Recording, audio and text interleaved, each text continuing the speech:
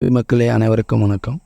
இப்போ வந்து பார்த்திங்கன்னா நம்ம எல்இடி வந்து ஒரு சைடு எரியல, ஒரு சைடு வந்து நம்ம ஆர்ஒய்பி 3 கலர் எல்இடி எரியுது. நம்ம வந்து ஃபுல்லாக ப்ளூவாக மாற்றிடலான்னு பார்க்குறோம். இது ஏன் ஒரு சைடு எரியலன்னு பார்த்தீங்கன்னா, நான் ஒரு நாள் பார்த்தேன், இந்த ஒயர் வந்து கட் ஆகிடுச்சு. இந்த சைடு எல்இடியோடைய ஒயர் கட் ஆகிடுச்சு, பார்க்கிங் லைட்டுடைய எல்இடி. சரி மாற்ற ரெண்டும் ஒரே கலராக ப்ளூவாக மாற்றிடலான்ட்டு ப்ளூ ஆல்ரெடி வாங்கி வச்சுருக்கேன்.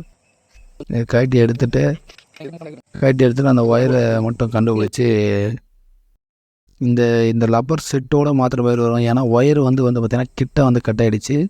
அந்த இதுவுடைய ஹோல்டருடைய எல்இடியோடைய ஹோல்டருடைய ஹெட்லேயே வந்து கட் ஆகிடுச்சு. ஏன்னு கேட்டிங்கன்னா அந்த எல்இடி வந்து இப்போ ஃபால்ட்டில் அந்த இது ஒயர் அது மைனஸ் வந்து அந்த இது கிடைக்கல, அதனால் அது எரிய வாய்ப்பு இல்லை. அதனால் வந்து அந்த மைனஸ் ஒயரை புனிங்கி எடுத்துகிட்டு அதுக்கு வர ப்ளஸ்ஸையும் வந்து கழட்டி எடுக்க போகிறோம். இதான் அதனுடைய ப்ளஸ்ஸு. அதை கட்டி விட்டுட்டு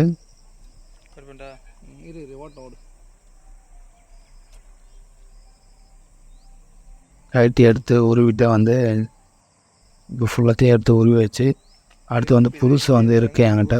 அதாவது ஆல்ரெடி இது ஒரு டைம் வாங்கிட்டு அது கிளாஸ் மட்டும் மாற்றிட்டு அந்த ஹோல்டர் ப்ளஸ் அந்த லப்பர்லாம் வந்து அப்படியே வச்சுருந்தேன். அதனால் இப்போ அதை போட்டு plus LED blue colour LED போட போகிறேன். இந்த எல்இடியை வந்து லாக் பண்ணிவிட்டு ப்ளஸ் அந்த கிளாஸ் லப்பரை வந்து மேலே போட்டு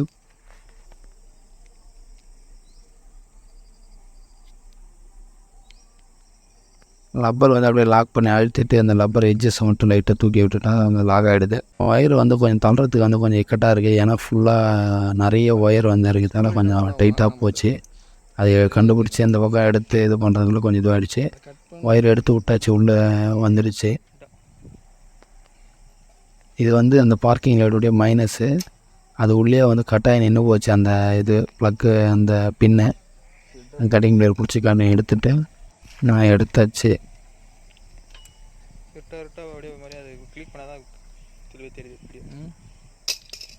இது வந்து ரைட் சைடு எல்இடி வேண்டியது.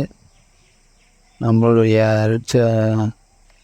Right side LED left side LED ரெண்டுத்துடைய மைனஸுமே வந்து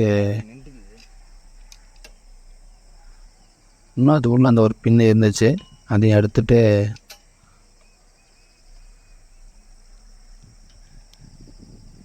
இப்போ கனெக்ட் பண்ணியாச்சு.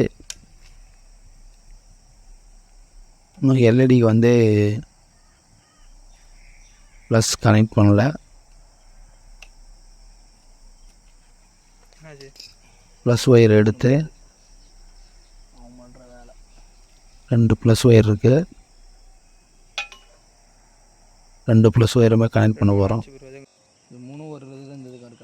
இந்த 2 ப்ளஸ் ஒயருமே பார்த்திங்கன்னா ஒரு ஹோல்டரில் வந்து கனெக்ட் பண்ணி அதில் வந்து லாக் பண்ணிவிட்டு அதுக்கப்புறம் வந்து அதை ப்ளக் பண்ணுற மாதிரி ஒரு சுச்சுவேஷனில் இருக்குது.